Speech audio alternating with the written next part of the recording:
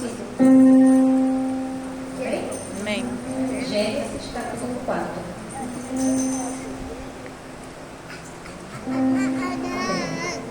Tem como título assim: Abel e Caim, uma passagem bem conhecida, todo mundo conhece. Mas foi o que Deus colocou no meu coração para trazer nessa noite. Porque a palavra não é minha, a palavra do Senhor. Nós somos apenas um instrumento usado nas mãos do Senhor. Porque eu não tenho nada a oferecer a vocês.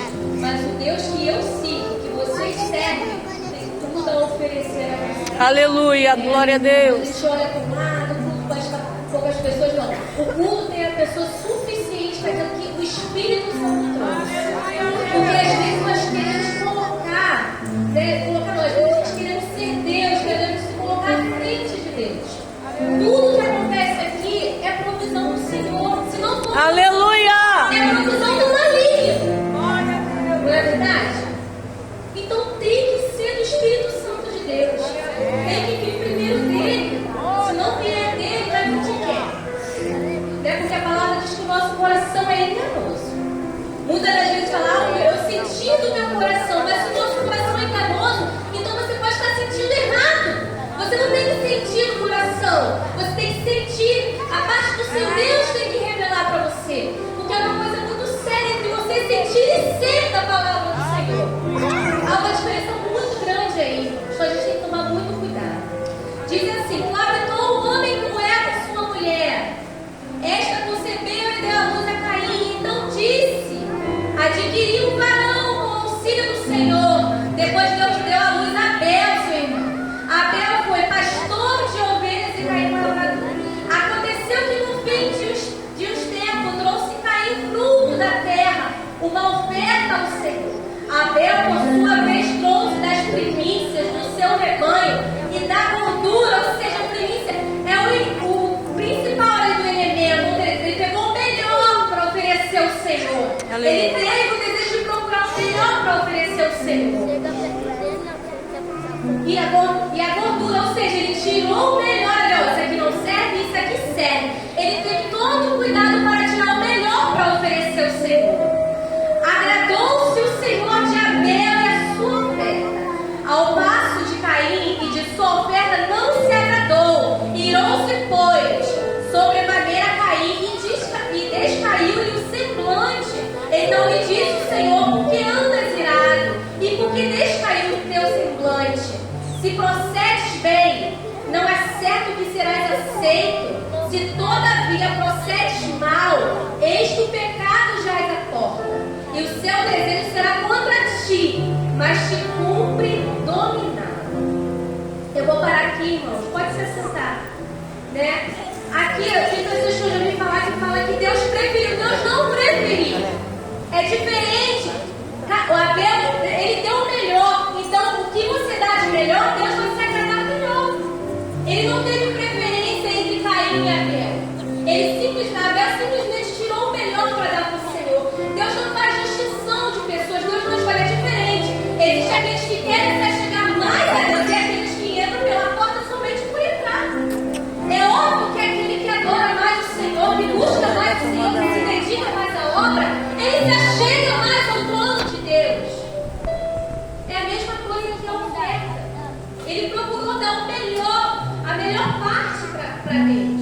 Por isso Deus agradou. E aqui, uma parte da gente ressaltar.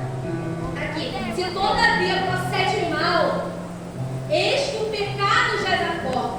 Então, antes disso, Deus avisou a Caim que havia algo errado nele. E cabia ele dominar aquela situação. Muitas das vezes a gente quer que Deus domine aquilo que a gente já tem consciência do que está fazendo. A palavra de Deus é o nosso guia. Aquilo que você tem de ensinamento é a sua bula. Aqui tem isso que é sim, que é certo. Não existe meio termo para a palavra de Deus. É sim, sim ou não. Não existe outra coisa. Então a palavra de Deus é sim ou não.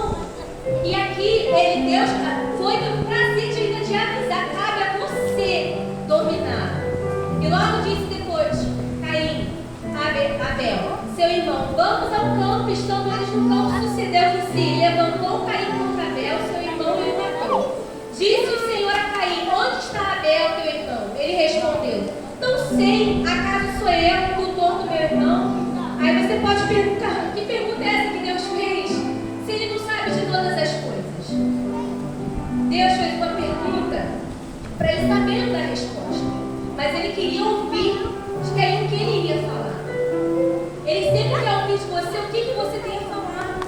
poderia simplesmente confessar o seu pecado, confessar o que tinha feito, mas não. Tu vê que é algo do maligno que foi implantado no coração de Caim, algo que ele fez, né?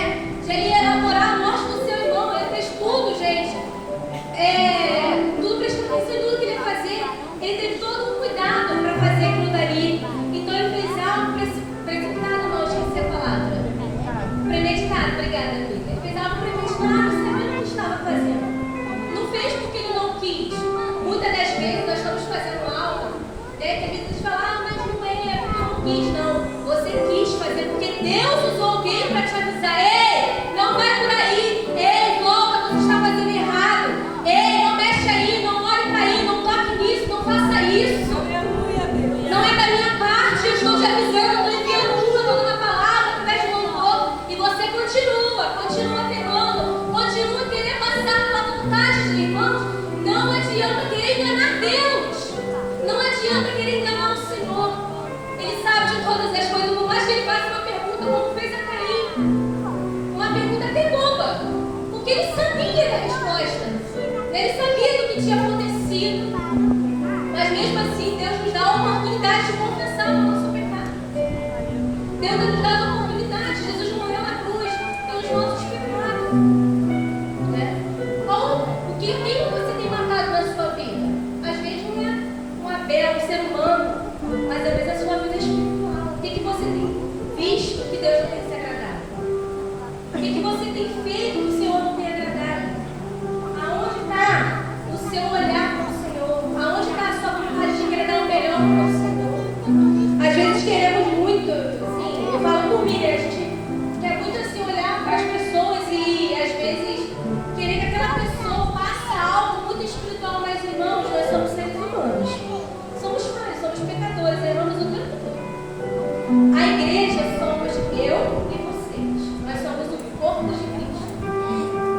Se cada um fazer a sua parte, cada um buscar, eu acredito que a glória de Deus desce.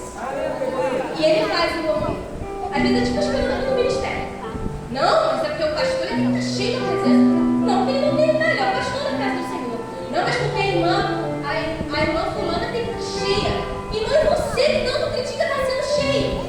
Você está fazendo o que para ser cheio da presença de Deus? Você deu o melhor fé, você deu o melhor para o Senhor, para Deus se agradar de você. Eu falo isso para mim também, irmãos. Eu vou ler rapidamente aqui, na primeira epístola de João, quem quiser acompanhar.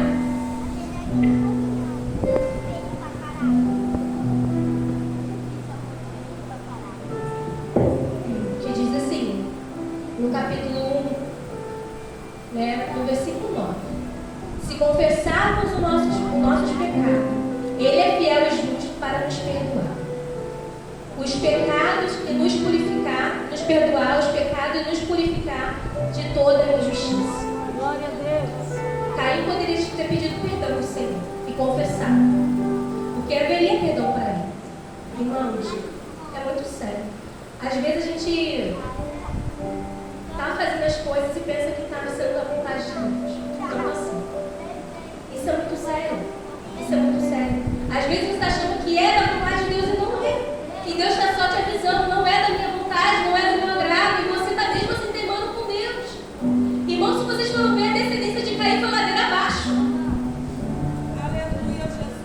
Primeiro ele começou a poligamia, né? A bigamia, perdão, e começou por aí, foi coisas horríveis que foi acontecendo. Os descendentes dele sofreram com situações que Caim fez por uma escolha errada. E Deus o avisou. Então, irmãos, você tem noção do que é isso?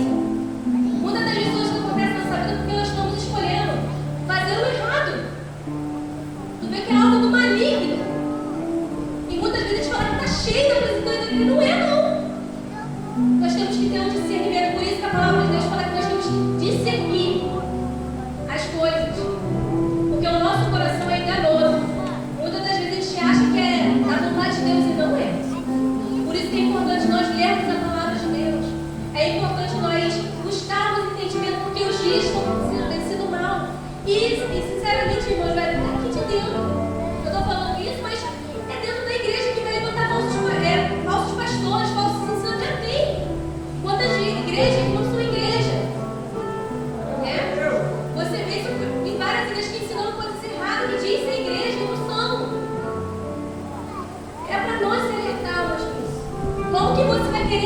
discernir algo que você nem busca entendimento dentro da palavra do Senhor. Não é só botar o joelho no chão, não, irmão. Tem que buscar entendimento. E depois a palavra de Deus diz assim, no capítulo 2: Filhinhos meus, estas coisas vos escrevo, para que não peques. Se todavia em pecar, temos advogado junto ao Pai, Jesus Cristo, o justo. E Ele é a principiação, ou seja, Ele é a oferta pelos nossos pecados, não somente pelos nossos próprios, mas pelo mundo inteiro. Aí diz assim lá no capítulo, no versículo 11, perdão: Aquele, porém, que odeia o seu irmão está nas trevas, anda nas trevas e não sabe para onde vai, porque as trevas lhe cegaram os olhos. Assim foi Caim, as trevas cegaram os olhos dele. Muitas das vezes as trevas nos cegam ao ponto de nós não vermos ali o que Deus está nos alertando. E é um abismo muito grande. E às vezes não tem como voltar, porque a oportunidade foi dada, mas você quis queimar, você quis passar pela vontade de Deus. Existe perdão para quem quer pedir perdão. Existe perdão. Jesus morreu na cruz, está dizendo aqui a propiciação. Ele morreu por todos nós. Então ainda há perdão. Ainda é como se você se consertar na presença do Senhor, para que Ele venha descer sobre si, né, e fazer a obra dele sobre a sua vida. Então ainda é tempo de confessar. Deus está dando uma oportunidade para você se confessar ao Senhor os seus pecados. Eu não sei qual são, mas todos os dias nós pecamos. Deus diz para aquele que não peca é mentiroso, porque é mentiroso. Seja um pecado pequeno ou grande, não importa. Todo pecado tem uma consequência. Amém? E essa palavra que eu deixo para os irmãos, para os jovens que estão aqui: não ameis o mundo, nem as coisas que há no mundo. Se alguém amar o mundo, o amor do Pai não estará nele. Porque tudo que há no mundo, há concupiscência da carne, há concupiscência dos olhos, e a soberba da vida não procede do Pai, mas procede do mundo. Ora, o mundo passa, bem como a sua concupiscência. Aquele, porém, que faz a vontade de Deus, permanece eternamente. Então permaneça firme. Glória a Deus. Até a vida do Senhor. Glória Seja a como Deus. Caim. Não seja como Abel. Dê a sua melhor oferta. Ofereça o melhor. Não fique esperando no ministério, na irmã de oração. Porque às vezes a gente se frustra. Isso nos traz uma tristeza muito grande. Mas é porque você ficou olhando para o homem. Porque o cair é do homem, mas o levantar é de Deus. Então você tem que olhar para aquele que é o nosso alvo, que é Jesus Cristo. Por que você está olhando para o homem? Porque se Deus disse que cair é do homem, Oh, glória. nós temos que olhar para Jesus Cristo, porque Ele é nosso alvo. Enquanto você ficar olhando para o homem, você vai se frustrar. Mas se você continuar olhando para Cristo, que é o nosso alvo, é aquele que nos direciona, é aquele que nos dá coragem,